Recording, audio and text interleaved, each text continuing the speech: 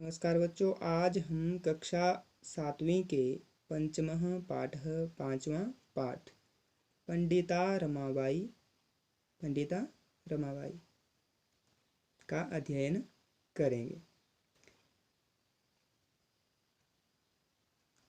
बच्चों, ये है पंडिता रमाबाई का छाया चित्र। अब इसमें चलते हैं हम इसके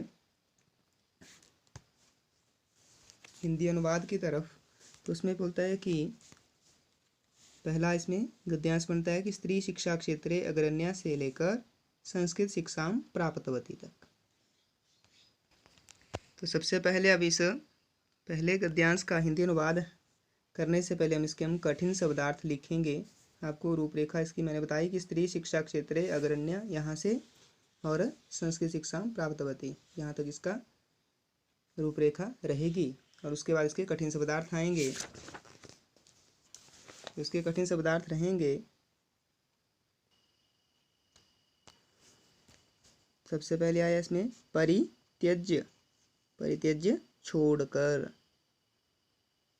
अध्याप्यत पढ़ाया, प्रताड़ना ताड़ना, असहत सहन किया। यह स्व मातुहु अपनी माता से। ये पहले गद्यांश के कठिन शब्दार्थ हैं। अब इसका हिंदी अनुवाद बोलता है, स्त्री शिक्षा क्षेत्रे अग्रण्या पंडिता रमाबाई 1858 तमे ख्रीष्टाब्दे जन्म अलबत। बोलते हैं स्त्री शिक्षा क्षेत्र में अग्रणी या सबसे पहले गिनी जाने वाली पंडिता रमाबाई ने 1858 ईस्वी पूर्व जन्म लिया। तस्या पिता अनंत शास्त्री डोंगरे, माता च लक्ष्मीबाई आस्ताम। उसके पिता अनंत शास्त्री डोगरे और माता लक्ष्मीबाई हुई। तस्मिन् काले स्त्री शिक्षायाः स्थिति चिंतनीया आसीत्। उस समय स्त्री शिक्षा की स्थिति सोचनीय या विचारणीय थी। स्त्रीणां कृते संस्कृत शिक्षणं प्रायः प्रचलितं न आसीत्। बोलते हैं स्त्रियों के लिए संस्कृत शिक्षण प्रायः प्रचलित नहीं था। किंतु डोंगरे रूढ़िबद्धां धारणां परित्यज्य स्वपत्नीं संस्कृतम् अध्याप्यत। किंतु डोगरे ने रूढ़िवादी धारणा को या विचारधारा को परित्यज्य त्याग कर या छोड़कर स्वपत्नी अपनी पत्नी को संस्कृत पढ़ाई। किंतु डोगरे ने रूढ़िवादी धारा को या विचारधारा को छोड़कर अपनी पत्नी को संस्कृत पढ़ाई। एतद अर्थम सह समाजस्य प्रताड़नाम अपि असहत। इसके लिए उसने समाज की ताड़ना को भी सहा या सहन किया। अनंतरम रमा अपि स्वमातुः संस्कृत शिक्षा प्राप्तवती। उसके बाद रमा ने भी स्वमातुः अपनी माता से संस्कृत शिक्षा प्राप्त की। उसके बाद रमा ने भी अपनी माता से संस्कृत शिक्षा प्राप्त की। अब है गद्यांश संख्या 2। तो इसके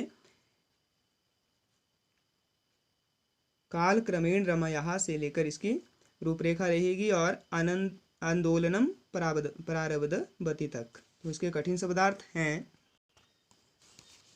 क्या है? विपन्नः निर्धन, दुर्भिक्ष पीड़िता अकाल पीड़ित, दिवंगतः मृत्यु को प्राप्त हो गए, उपाधिव्याम उपाधियों से, प्रारब्धवती आरंभ किया। होता है काल क्रमेण रमायाः पिता विपन्नः संजातः।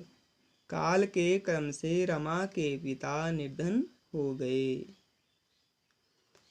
तस्या पितरौ ज्येष्ठा भगिनी च दुर्भिक्ष पीड़िता दिवंगताः।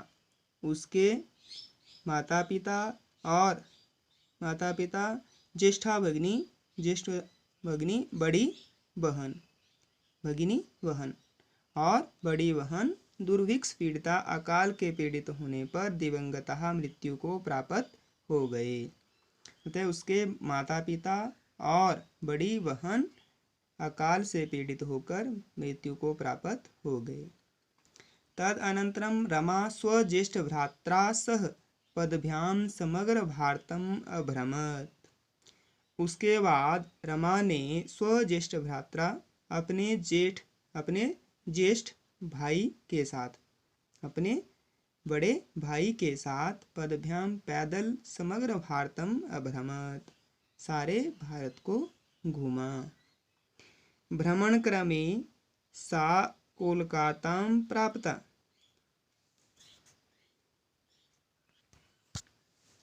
होता है कि भ्रमण क्रमे सा कोलकाता प्राप्ता, कि भ्रमण करते हुए या घूमते हुए वह कोलकाता पहुंची। संस्कृत वैदुष्येण सा तत्र पंडिता सरस्वती च इति उपाधिभ्यां विभूषिता। संस्कृत में विद्वान या विद्वत्ता रखने से वह वहाँ पंडिता और सरस्वती इन उपाधियों के द्वारा विभूषित हुई। आगे तत्रैव सा ब्रह्म समाजेन प्रभाविता वेदाध्ययनम अकरोत्। वहीं उसने ब्रह्म समाज से प्रभावित होकर वेद अध्ययन किया या वेदों का अध्ययन किया।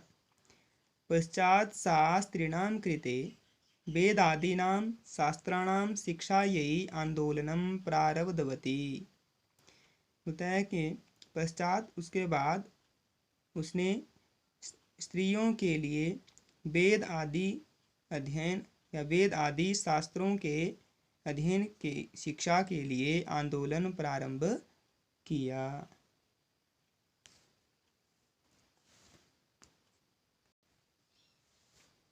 आगे है तीसरा गद्यांश। 1880 ख्रीष्टाब्द से प्रभाविता जाता।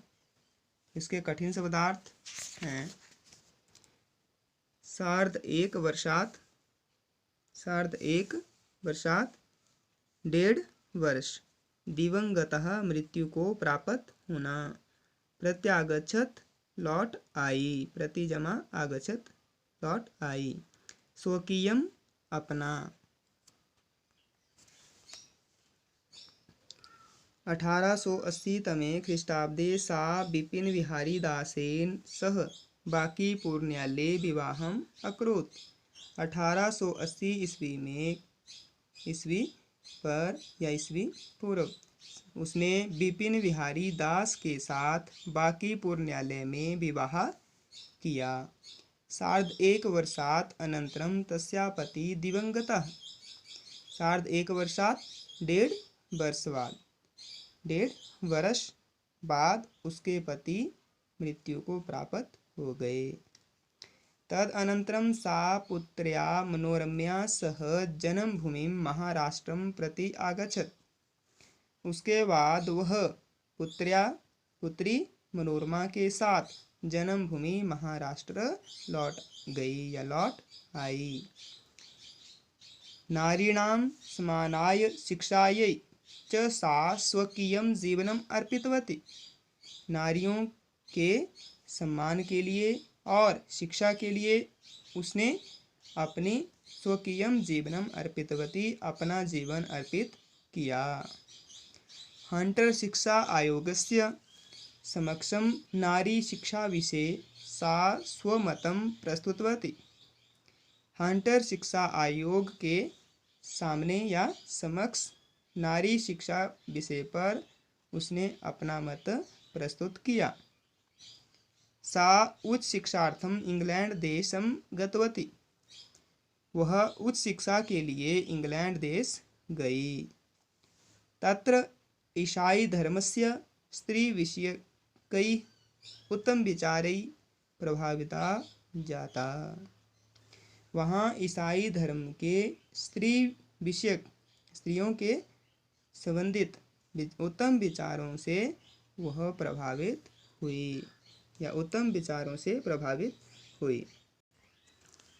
आगे चौथा गद्यांश। इंग्लैंड देशात रमाबाई से लेकर जीवनम याप्यन्ति। इसका रूपरेखा और कठिन शब्दार्थ हैं। अब कठिन शब्दार्थ है अर्थ संचयम धन संचय, प्रत्यागत्य लौटकर, प्रतिजमा आगत्य, मुद्रणम छपाई, टंकणम टंकन, निराश्रितः बेसहारा, याप्यन्ति बिताती, बिताते हैं या बिताती हैं। अब इसके हिंदी अनुवाद होता है। इंग्लैंड देशात रमाबाई अमेरिका देशम अगच्छत। इंग्लैंड देश से रमाबाई अमेरिका देश को गई। तत्र सा भारतस्य विधवा स्त्रीणां सहायतार्थम अर्थसंचयम् अकरोत्। वहाँ उसने भारत की विधवा स्त्रियों के लिए या विधवा स्त्रियों की सहायता के लिए धन संचित किया। भारतं प्रति आगत्य मुंबई नगरे सा शारदा सदनम स्थापित। भारत में लौटकर मुंबई नगर में उसने शारदा सदन स्थापित किया। अस्मिन् आश्रमे निस्सहायाः स्त्रियः निवसन्ति स्म। इस आश्रम में असहाय स्त्रियां रहती थी।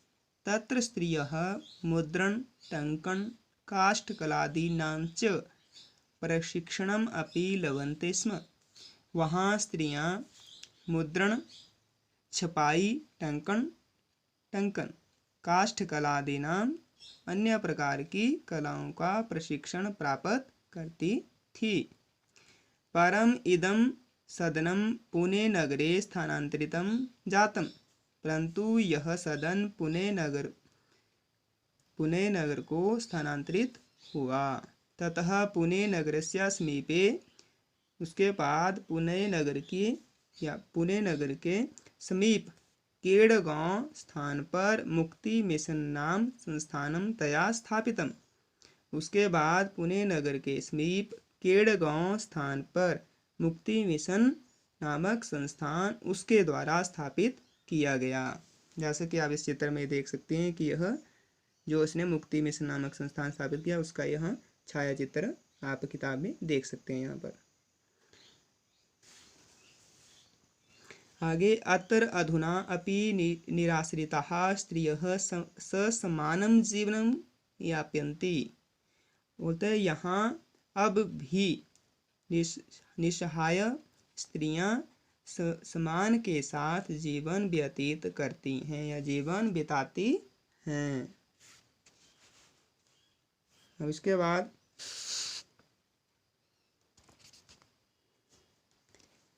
पांचवा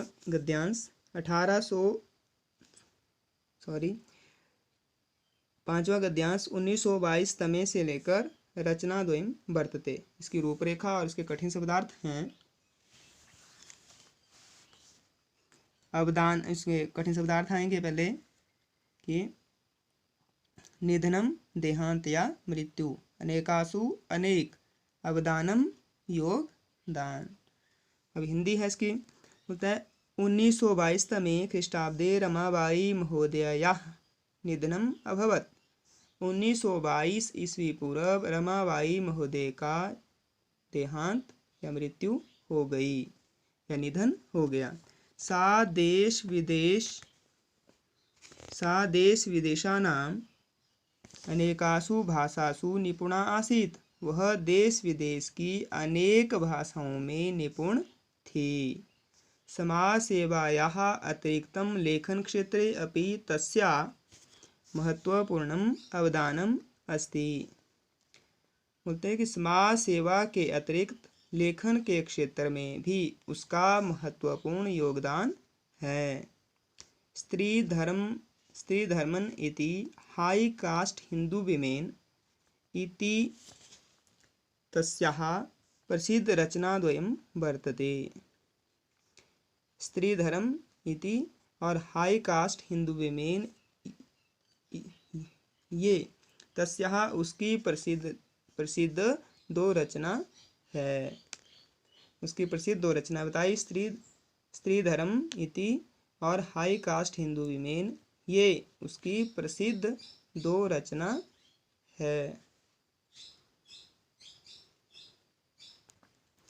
यह हमारा कक्षा 7वीं के पाठ 5 पंडिता रमाबाई का सरल हिंदी अनुवाद। तो आज के लिए इतना ही काफ़ी है। जयतु संस्कृतम वदतु संस्कृतम।